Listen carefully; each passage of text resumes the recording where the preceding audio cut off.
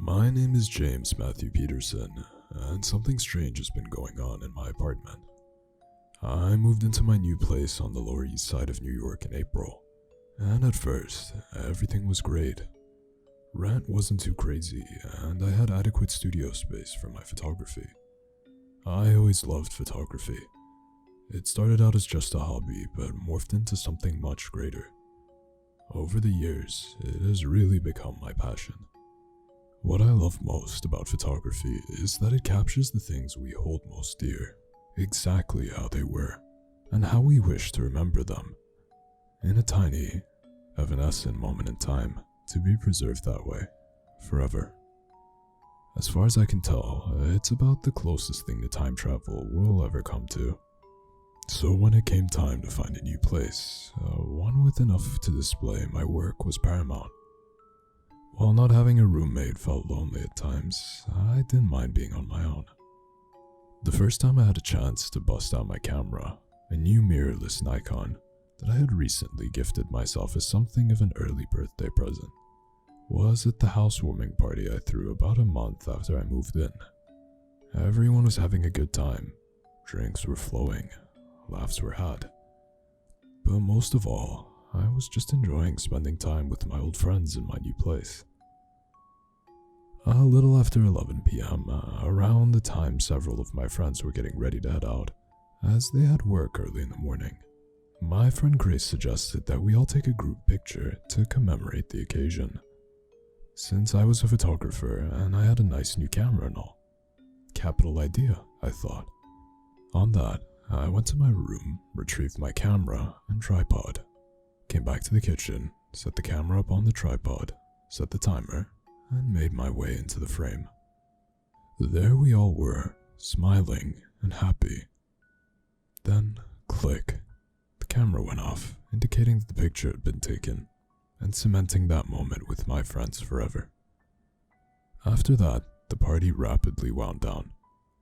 My aforementioned friends who had to leave early headed out right after the picture was taken, and over the span of the next half hour or so, little by little, the rest made their way to the door, complimenting me on the new place before leaving. My place was a bit of a mess following the party, but I was tired and figured it could wait until tomorrow. I got out of bed and made my way to the living room, seeing that it was still a mess, and figured it was probably for the best that I clean up a bit. Before I got to any cleaning though, I noticed my camera was still set up on the tripod in the kitchen from the night before. Figuring that the cleaning could wait a few minutes longer, I went over to the camera, took it off the tripod, went over to my computer, and booted it up. I took the SD card out of the camera and popped it into my laptop, and in a matter of seconds, there we all were, me and my friends. And in a matter of seconds, there we all were, my friends and I, all smiling, and just enjoying ourselves in my kitchen. Dave was making a goofy face like always. You can never get a serious picture with that guy. However, as I was looking over the picture, something caught my eye. There, stood behind us in the background, was a person I didn't recognize, closing the refrigerator door and holding something in his hand. He was a taller man, with olive skin, curly dark hair, and a beard. A slim to average build, and wearing a long-sleeve t-shirt and a pair of black jeans. Who was this guy? I immediately sent the picture to several of my friends who had been at the party and asked them if they recognized him, or if he was one of their friends that I just didn't remember meeting, or something like that. Throughout the course of the day, one by one, my friends got back to me, all responding in the negative. And they said they didn't know who he was, or remember seeing him at the party. A couple of my friends suggested it could have been a malfunction with my camera. While that was technically a possibility, I rather doubted it. The camera was basically brand new, and in all my years of doing and studying photography, I had never seen an error like this. Dave half-jokingly suggested that it was a ghost. While I've heard of cameras picking up anomalous depictions of specters, mists, orbs, and the like, I highly doubt that that was the case here. Although, Whoever he was, his presence was rather hard to explain. Was this guy a party crasher, or perhaps a burglar? If he was a burglar, he was smooth. Although, I'd say he was setting his sights pretty low going for my food, not even bothering to go for my $1,200 laptop. About a week later, I took my camera to a friend who was a whiz with cameras to see if he could find anything wrong with it and to potentially fix it. He told me that he was pretty busy, so it might take him a while to get it back to me. I told him it was fine and to take his time. I had an old DSLR camera I could use in the meantime, in case inspiration struck when I got home later today. I dug through some boxes looking for my DSLR. It took a while, but I eventually found it underneath some linens. The battery was long since dead, so I put it on its charger and waited a bit. After about 30 minutes or so, I took the battery off the charger and popped it back into the camera. I turned the power on and it started right up. I turned to my left and focused on my dining table. I figured I might as well take a few shots of the apartment anyway, since I really liked my new place and wanted to show people. Although, since I may very well be listing it soon if it turned out that I indeed have a ghost. I pushed the button on the top of the camera and the flash went off. I guess I must have needed the flash the last time I was using it. It had been so long that I couldn't remember what I was doing with it last. So I figured the picture was likely a throwaway. I then promptly turned the flash off and went about taking pictures of the rest of the apartment. Later that evening, I went to reviewing the pictures I'd taken of my apartment to post them on Facebook. I've gotta say, for a 10-year-old camera, it still took decent pictures. I was looking through the pictures when I came across the picture that I took with the flash on, and it looked absolutely terrible. However, that's not what bothered me most. What bothered me most was that there, sat at the table, working at a laptop, was what looked to be the same man from the other picture. Although this time, he was wearing a white v-neck t-shirt and a pair of grey basketball shorts. Now, I know there was nobody in my apartment when I took that picture. I may not be the most observant person in the world, but I would have certainly noticed if there was a stranger sat at my dining table, right? I printed out a copy of the photo in order to ask around to see if anybody could identify the man. I went to the apartment next to mine and knocked on the door. After several seconds, an older Asian man answered the door. I held up the picture and asked him if he'd ever seen this man in the photograph. He took the picture out of my hands and held it in front of his face, with a noticeably confused look on his face. He gave the picture a look before shaking his head and handing the picture back to me. I thanked him and he nodded before closing the door and locking it. It was then that I got a brilliant idea. I would take the picture to the doorman, Ed. He sees everyone who enters and leaves the building. Surely if anyone could identify the man, it would be Ed. So I went downstairs to the lobby, walked to the front door and approached Ed. He greeted me with his typical warm greeting. I reciprocated the pleasantry before producing the photograph and handing it to him. I asked him if he recognized the man in the picture. He pulled a case out of his jacket pocket and opened it up to reveal a pair of glasses. He put the glasses on and gave the photo a good hard look. He said that while he certainly did have a good memory for faces, this guy's didn't ring any bells. He apologized and handed the picture back to me. I told him it was alright, and then went back to my apartment defeated and extremely confused.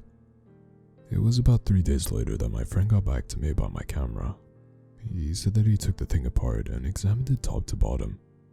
He couldn't find anything wrong with it. Damn, I thought. Although I figured as much, seeing as how I'd captured images of the mystery man on 2 different cameras now. He told me that since he didn't actually end up doing anything to the camera, that he wasn't going to charge me. Not even his usual $40 diagnostic fee. That was awfully nice of him. I thought, seeing as how those $40 would really come in handy should I hire a medium. Because all of a sudden, Dave's joke about it being a ghost was starting to seem more and more possible. I retrieved my camera from my friend later that day, not exactly certain as to what my next course of action should be. I had one more idea.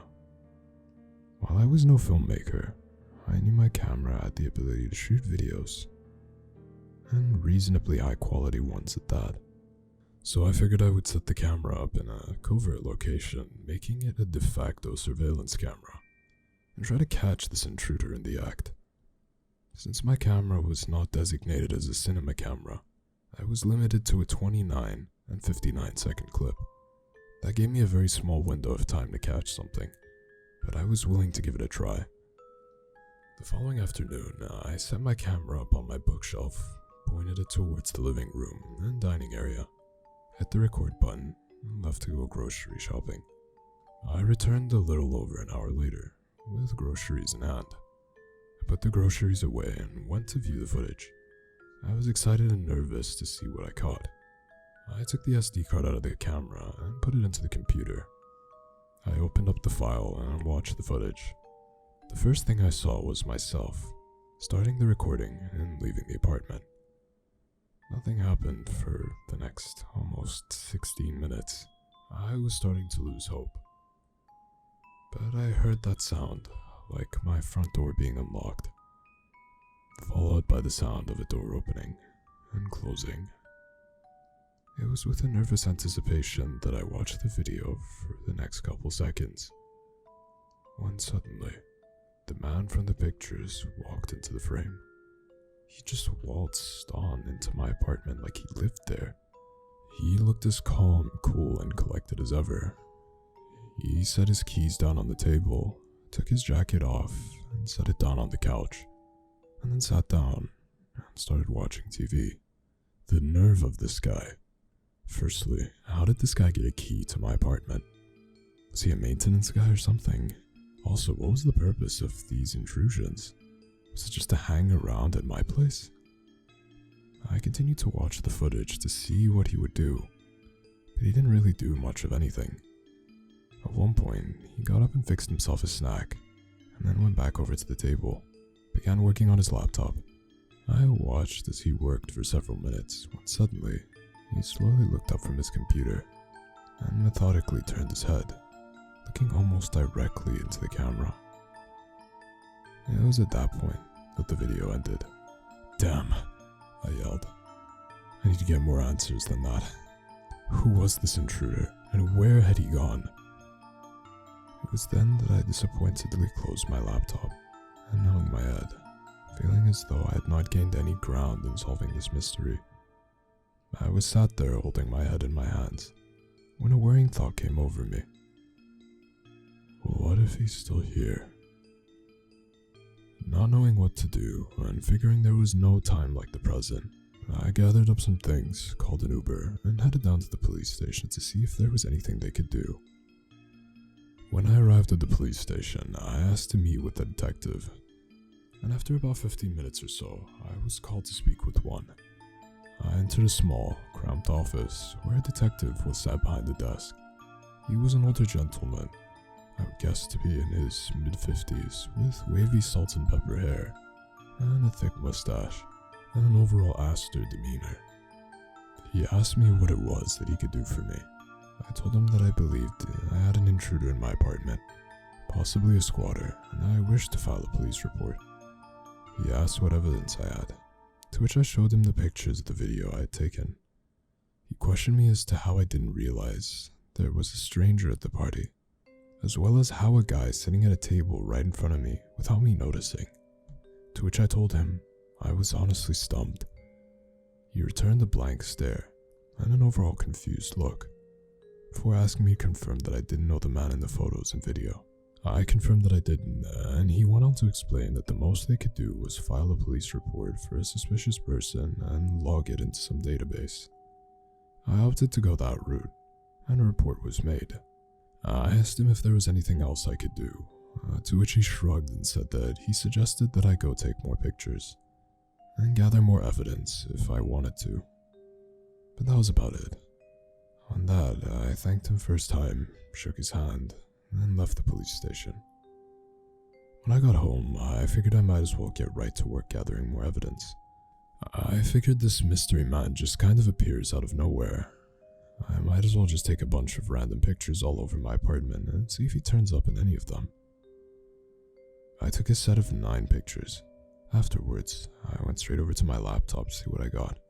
I didn't see much in the first so many pictures, but the second to last picture showed something that gave me pause before making me shudder.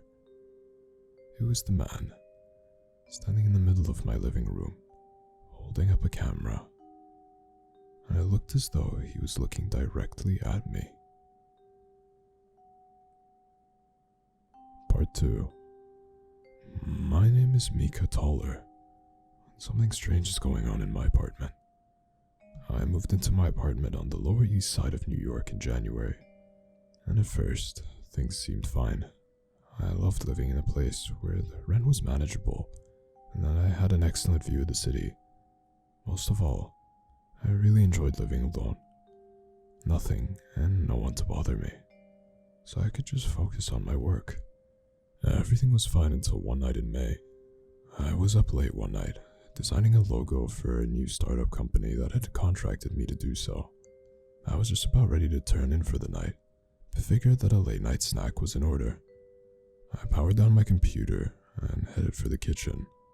I got to the kitchen, opened up my fridge, rooted around for a bit, before settling on a cup of yogurt. I grabbed the yogurt and went to close the door. When I was doing so, I heard a clicking sound from my right. I looked over but could not seem to identify what it was that made the noise. While the noise was a bit confusing, I figured it wasn't anything worth getting too worked up over, so I just ate my yogurt and went to bed. It was about a week later that the second odd occurrence took place. I was sitting at my dining room table, again working on some graphic design project, when out of nowhere a flash of light came from the living room. It caught me by surprise. I had no idea what to make of it. Not long after that, as I was sat there in a state of confusion, I heard the familiar clicking sound that I heard a week prior. And this time, it wasn't isolated just to my kitchen. This time it sounded like it was coming from every room in my apartment. Now, I'm not a very big believer in the paranormal, but I was starting to consider consulting a medium, because I was starting to suspect there might be a ghost or something in my apartment. The next couple of days went by without anything overly strange happening. However, on the 4th day after the incident with the big flash of light, I recall having the distinct feeling of being watched. Not for overly long or anything, but I definitely felt a presence, or someone. Something was watching my every move. It first became apparent when I sat down on the couch to watch TV and getting home from the gym. It felt as though whatever was watching me kept eyes on me from the couch to the kitchen, where I fixed myself some cheese and crackers, and over to the table where I went back to working on my work project. After a couple minutes of working, I don't know what impelled me to do so, but I turned my head slowly towards the far side of my apartment. Not sure what I was expecting to see there, but I didn't see anything. My apartment was empty. After that, the feeling I had of being watched subsided. Not knowing what else to do, I left my apartment, hailed a cab, and headed to across town to see my friend who was a paranormal investigator. I figured it couldn't hurt to see if there was anything she could do. I arrived at her apartment building, where she buzzed me in. Up to the 10th floor I went. She greeted me warmly and asked me what it was that brought me by on such short notice. I recalled her with all the recent goings on in my apartment, and told her that I feared that I may have a ghost or a poltergeist, something of that nature. She thought the random clicking sound, the flashes of light, were rather odd, and admitted that she hadn't dealt with anything quite like that before. She asked me if anyone had ever passed away in my apartment, to which I told her that I wasn't sure, but that my apartment building was constructed in the 1940s, and that given all the time between now and then, I supposed it was a distinct possibility, but that I didn't have any concrete proof. At a loss, she sent me on my way, insisting that I look into the history of the building, before assuring me that she would come by in about a week. Or so to see if she could produce any evidence of paranormal activity. I thanked her for her time and help, gave her a hug, and left. But not before she gave me one last helpful hint about something I could do to catch evidence of the paranormal. When I got home, I figured I might as well get started right away on learning the history of the building. I got out my laptop and immediately Googled my apartment's name, but didn't find any results of having anything to do with anyone dying in the apartments. I sat there feeling defeated. Then, after several minutes, I started hearing those familiar clicking sounds again. And just like before, they were seemingly coming from all over the apartment. On that, I got up from the couch, went over to the shopping bag I left on the table, and pulled out the new camera I had just bought.